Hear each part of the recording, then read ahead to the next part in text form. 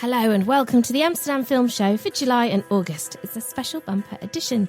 And we're broadcasting this live as a radio show this sunny July morning with some new soundtrack mixes in the mix and a podcast version for those listening on demand.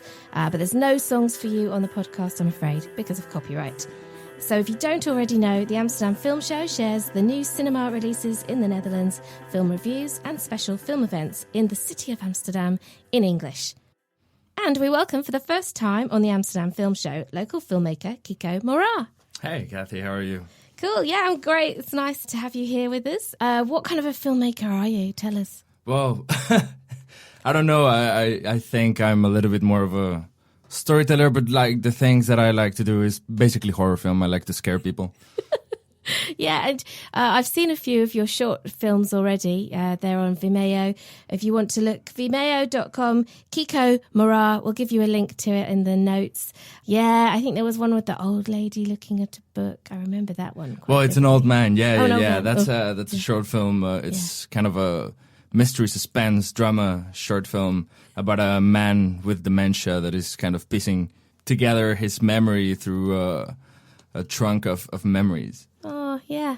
Quite poignant. Yeah. That was written by Neil Gibson. He's from the UK. Uh-huh. He's a comic book artist, and he wrote that it's based on his comic book series, Twisted Dark. I really recommend it. It's all stories like this, and he loved our take on his story. You've got a fondness for zombies too. Yes. Yeah. Well, ever since I was a kid, I have zombie tattooed on my arm. Oh, cool. And, here on my wrist. And I don't know, I've always think that they're one of the scariest things that you're going to encounter in a horror film because they were formerly your loved ones. Yes. And now it's this like rabbit thing that just trying to kill you and eat you for survival.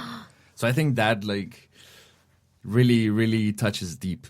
Yes. I had never thought about what I would do if my husband turned into a zombie, because you're always seeing it as other characters, but you're right. Yeah, one moment he's your husband, the next you need to bash his brains in or he's going to kill you.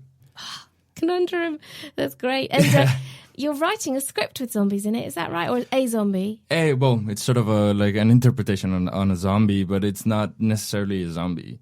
I don't know what it is. I don't want to really give it a name, but it has some zombie-like features. Cool, though, because the way I met Kiko, everyone, is through a screenwriting class. So we got to know each other's work a bit better and stuff. But it was kind of fun, completely different from the kind of thing that I work on. Yeah. Well, that was one of the most interesting things about that workshop is how all different screenwriters were working on a very specific story and how everybody has a completely different voice. Yeah. And lucky enough to spend time with the Hollywood film screenwriter and producer Larry Wilson, who's living in Amsterdam at the moment. So that was quite cool. He's there behind, what was that? Beetlejuice And the Addams Family. Yeah. So we look forward to your take as a kind of horror aficionado and writer and filmmaker in the films that we're going to look at today, but also some other, not so much horror as well. It's not the only thing you do watch. A little bit of everything. Yeah. What have you been to see? Well, the last two movies that I went to see was Booksmart and Yesterday. Booksmart by Olivia Wilde. It's a hilarious movie. It's a comedy about these teenagers who spend their entire high school focused on getting good grades and sacrificing their social life in order to get to a really good university. And they're just like your everyday nerd. And at the end of the year, they realize that the jock, the super rich girl that has a drug problem and the seemingly slutty girl also got into these highly prestigious schools. So these two kids come to the realization that maybe all of their hard work was for nothing. And they never partied. So they have this one night to make it up and party like animals. And I thought it was brilliant. These two characters have a extremely real relationship. Like you believe that they're best friends, that their relationship began way before the movie started. And it relies highly on its music. It's fast-paced. It's hilarious. And it shows that there's more depth to each character than the surface image of each of them, including the jock and and the rich kid and the slutty girl, which in the end you just realize we all have these tags when we're young. Yeah. But we're all like each our own person, so it has kind of a nice message as well. I'm trying to remember which one I would be. I don't know. Just a general weirdo, probably. It's so long ago, I can't remember, Kiko. Well, yeah, I was a bit of the kid who was writing stories and drawing like fake comic books that didn't existed, and got bullied and pushed my books down the road. And yeah, but it was, I mean, to each his own world. I had my own friends. Yeah. I mean, I knew that there were very good reviews for Booksmart. And the nice thing is that, as kind of more of a horror film fan, you still really liked it a lot. So it's, yes, it's not just a film for young teenage girls, is it? Even though those are the protagonists. Yeah. No. I think it's to me like the new Superbad. Oh, cool. I think it's going to have that cult following. I mean, you just have to see it. I don't want to spoil anything else. Lots of laugh out loud moments. Yes. Yeah, definitely. A lot of them. Particularly this one scene in a lift, this Uber thing filled with light bulbs. Oh. There's a scene related to that is utterly hilarious. There's another film with Ubers in it. It's become a bit of a kind of meme, a reference point for our generation, or the current times Uber. It's in the film Stuber coming out in July. And another film that you've been to see recently, Yesterday. Yesterday, I saw it last week, and I thought it was interesting. It has a killer premise. What happens if one day you're a musician and you wake up after an accident and only you can remember the Beatles? Like the Beatles around you never existed. So this guy takes his duty as a musician, because also he's a failure, this guy. So he takes credit for all the greatest songs in the world. Yeah, I think it's a really fun premise that could be a little bit predictable. It's like a formula movie, but it was directed by Danny Boyle, and I thought that he would bring like a very unique approach to it, and it surprised me like way more than I thought, and I really enjoyed it. The music is fantastic. This guy is really talented, has a great voice. It's enjoyable. It's I would say like watching to have a lot of expectations, and you're gonna have a lot of fun with it. So those are last month's releases, but we've got already midway through July. We've got to cover the films that have already just come out this month, including Spider-Man: Far From Home, which is like another. I think they've done this like 3 or 4 times, different films. So I get mixed up which actors are in which Spider-Man franchise bits, But this is the bit with Tom Holland. Yeah. He's the official MCU Spider-Man. Like before that, Tobey Maguire was Sony, and so was Andrew Garfield. Then Marvel Studios got back the rights for the character, which is why it can finally hang out with Iron Man and Thor and all these guys. What do they call it? The Marvel Cinematic Universe. MCU. Yeah. Super fun movies. Like every film buff, they're just really fun. They're very generic, but they're comic book movies. You don't need to expect a lot from them, and they're going to please you. Loads of money spent on them, so they should be good. Oh, God. Yeah. And this one, so what's Spider-Man up to in this one? Where does he go? What does he do? Oh, yeah. So, it's the direct continuation from Avengers Endgame. Is the first movie that happens after the big showdown. And it's Spider-Man just finished high school, so he goes backpacking through Europe.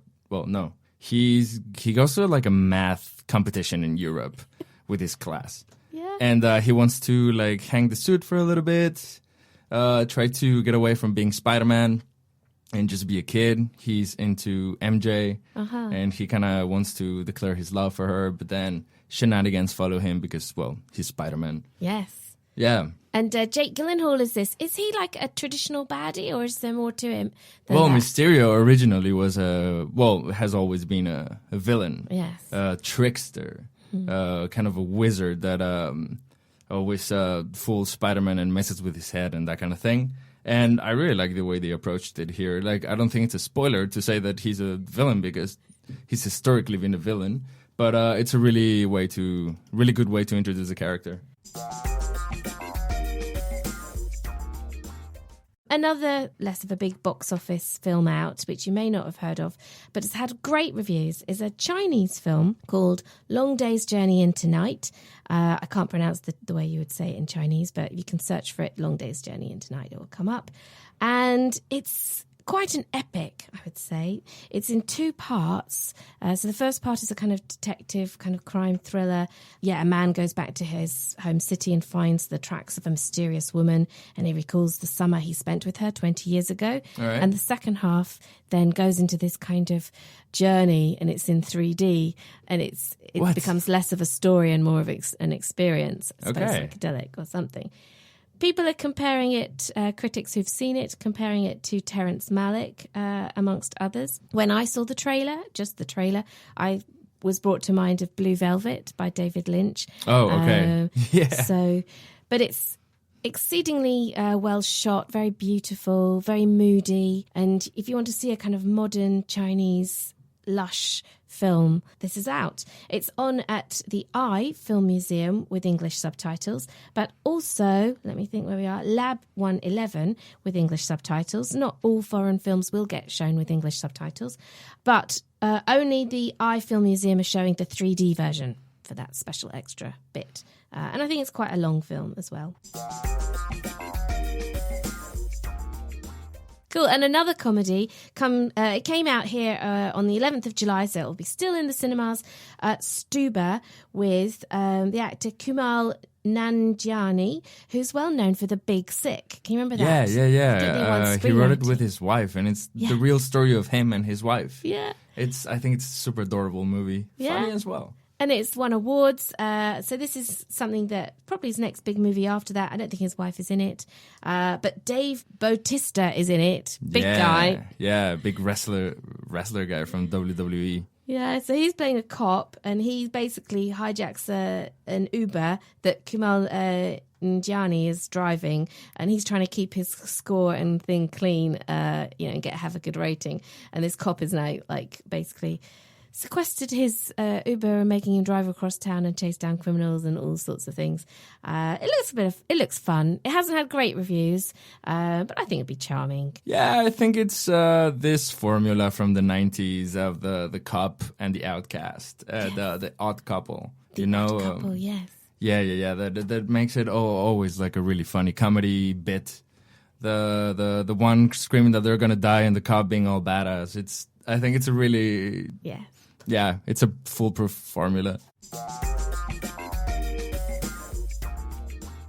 And now, Crawl, which is an action horror, director Alexandra Ajar.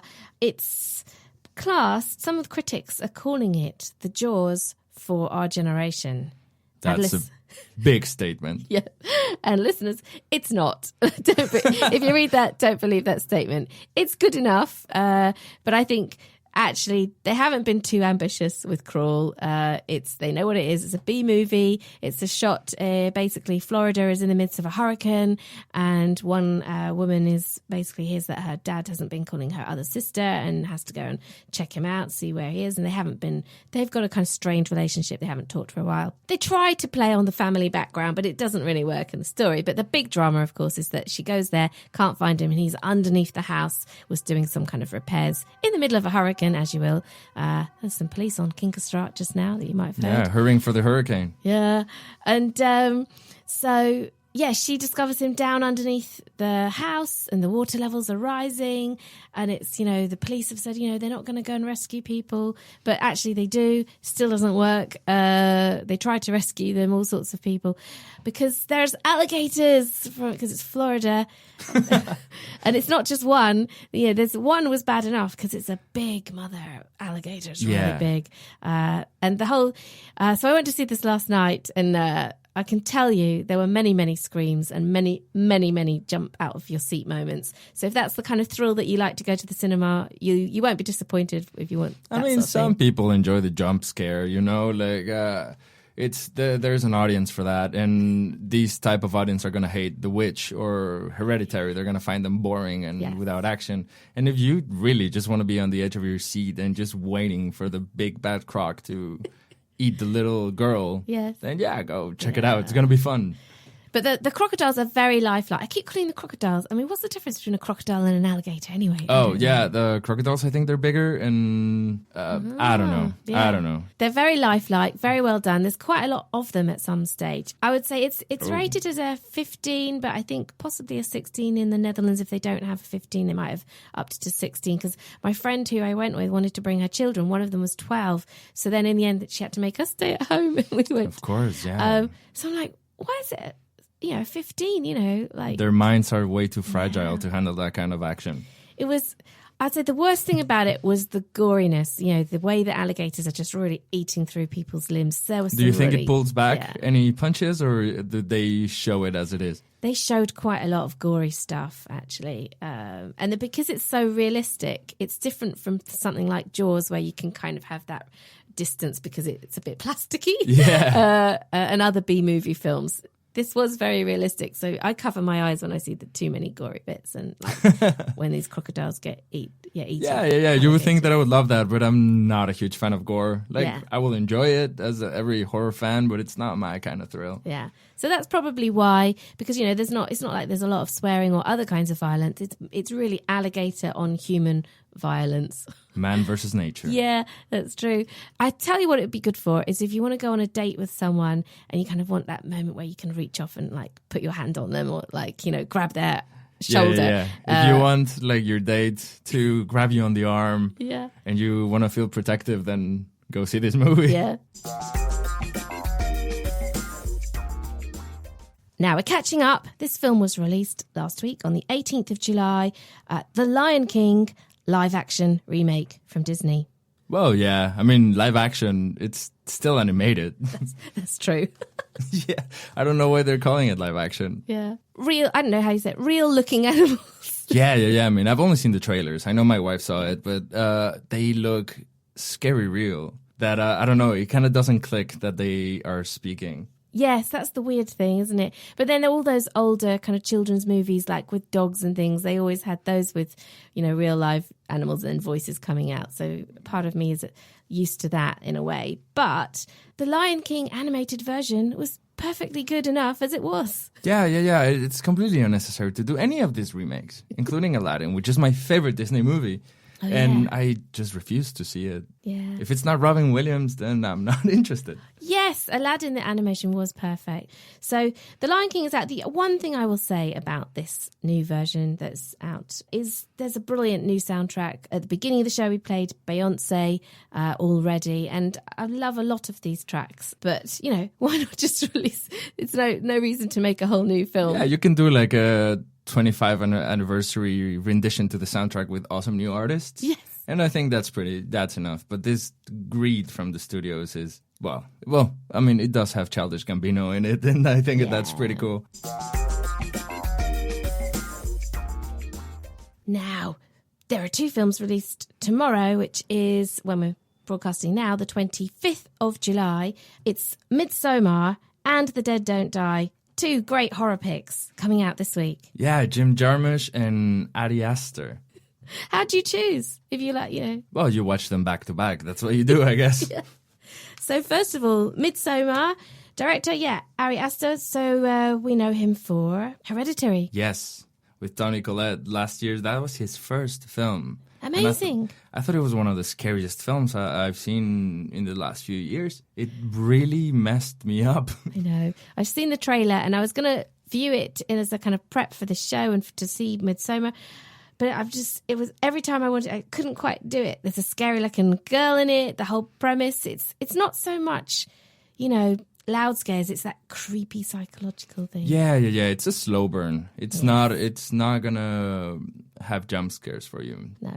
I think it's the kind of horror that challenges you on a kind of a intellectual level. Mm. Like it's not gonna assume that you're stupid enough to not understand the plot. Yes. And I think that's really valuable. And some people might find that it's not your everyday horror. It's not gonna be like quick and pace. It's gonna be slow. Yes. And it's about grief. It's mostly about grief. Uh-huh. And then also then it gives you a feeling for what Midsommar will be like. Possibly again a bit slower. There's also someone in this film which is grieving, the lead actress who's played by Florence Pugh. I think she loses her father and then gets invited to join, I think, with her boyfriend who's going to Sweden. So IMDb says, a couple travels to Sweden to visit a rural hometown's fabled Midsommar festival. What begins as an idyllic retreat quickly devolves into an increasingly violent and bizarre competition at the hands of a pagan cult. Ooh. Yes. But it's kind of weird because you see these kind of group of young people and it's all so brightly shot, daylight and, flowers and stuff. And it looks beautiful, so pastel colors and bright and the entire movie is shot in the daylight, in the brightest daylight. That's it. So I think that's the biggest challenge for Ari Aster as a director, is to make a horrifying movie that is set in a beautiful pink pastel unicorn world. Yeah. Of a pagan cult in Sweden. Will he do it? You'll have to go and find out. And then another, which is maybe not quite so serious, The Dead Don't Die from Jim Jarmusch. I have a feeling this is horror comedy. Yeah, but a very specific Jim Jarmusch movie, I would say. Not your everyday, it's not Shaun of the Dead, I think. No. Not scary. I don't think if you're worried about that sort of thing. The peaceful town of Centerville finds itself battling a zombie horde as the dead start rising from their graves. It's got like a zillion A-list actors in it. Yeah, it's an epic ensemble. Yeah, I mean, you'll see from the trailer, Bill Murray, Adam Driver, those the main standouts as, part of the police force. But also got Tom Waits, Chloe Sevigny, Steve Buscemi, Danny Glover. Who else was there? Who was that? Iggy Pop. That's right. And Selena Gomez. Yes. Tilda Swinton's in there. Probably all getting eaten or by zombies or something. Or kicking zombie ass. That's true. So, and I like Jim Jarmusch as a director and writer. I've really loved Only Lovers Left Alive. Which, yes. Yeah. Tilda Swinton and what's his name? Tom Hiddleston. Loki. Yeah. Loki. Yeah, but he's done some other odd stuff which is quieter, like Patterson with Adam Driver, which is more about a poet, bus driving poet. Yeah. But The Dead Don't Die. You enjoy those? I do. I always have a soft spot for zombies, and I am definitely gonna go watch it. Would you say your filmmaking style is closer to the kind of Ari Aster or Jim Jarmusch, or even something else? I would say I aspire to shoot more like Ari Aster, and but mostly Guillermo del Toro. Oh, yes. That's like my big aspiration, I think. We've got a film with Guillermo del Toro as screenwriter coming up actually later in August, so we'll talk about that in a minute. Scary Stories to Tell in the Dark. It's a horror film. Oh, I'm so looking forward to that. So where does it come from? It's based on a children's book series, is that right? Yeah. I would say really, really scary children's book series. Like I don't know much about them, but I'm familiar with the illustrations since I was a kid. I just never connected it.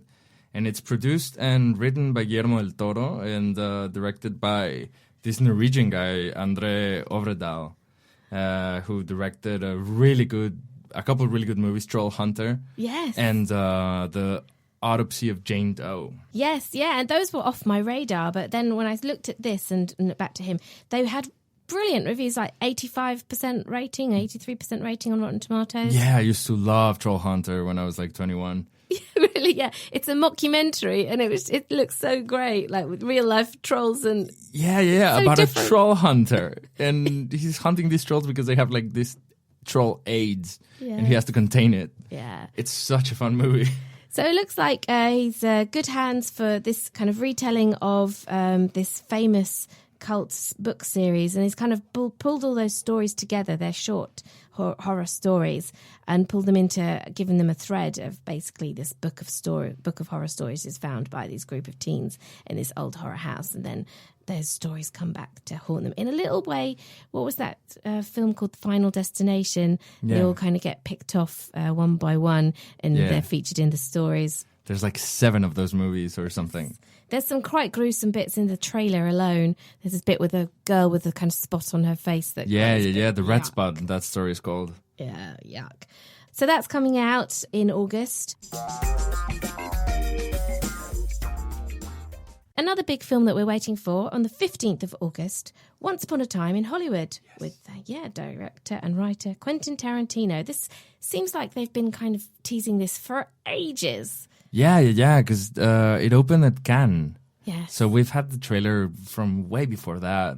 And yeah. But like, I think it's the same every time that Tarantino opens or teases a movie. Yes. He likes to people to cook in this kind of sense of suspense. Yeah. And I think he thrives on it because, it's finally going to open. It looks epic. Yes. It looks so much fun. Yeah, it's all about a faded television actor and his stunt double. So that's Leonardo DiCaprio and Brad Pitt. And of course, with those famous actors, everyone, you hear it early about when they're attached to a project and all the photos from the set. We've been seeing them. Margot Robbie's in this as well. So that's out in the cinemas from the 15th of August. From the 22nd of August, you've got a charming little comedy called Good Boys with some kind of unknowns. I think Jacob Tremblay, he was in The Room. Yeah, Room. That was it. And some others. And it's just like a little bit like the story Booksmart. You've got 3 6th grade boys who are kind of like trying to, kiss girls and stuff like that, but they're really quite young. And it's a comedy. And that's that. It looks really charming. And obviously, don't forget the special film events that we have in Amsterdam. There's always loads of film festivals. We've got 2 big ones. Pluk de Nacht from the 14th till the 24th of August. You like that, don't you, Kiko? Yeah. I attended last year and I thought it was super fun. It's an open-air film festival. Yeah. And it has really cozy chairs. You can grab a beer, go with your friends. It's very... like they say here, gezellig. Gezellig, exactly. Yeah. They haven't released the programme yet, but keep an eye on their website, plukdenacht.nl, I think. But also the big festival, World Cinema Amsterdam. It's at the Rialto de Bali and some outdoor screens. Those outdoor screens are free screenings. And that's from the 15th to the 24th of August. Their special theme is Indonesia this year, and they've got 9 films in competition. I really like the look of this Mongolian drama called On Dog, which is really gorgeous cinematography out in the middle of nowhere. A bit of I wouldn't call it a love story, but there's some kind of romantic stuff going on there. But beautiful visuals. Yeah, exactly. And so that's a great chance to see global films in foreign languages with English subtitles. We've kind of reached the end of the show. We've run out of time, but thank you to our special guest, Kiko. No, thank you. This was really fun. And we should do it again, I think. I'm super eager to do it. Yeah. Thank you for listening to the Amsterdam Film Show.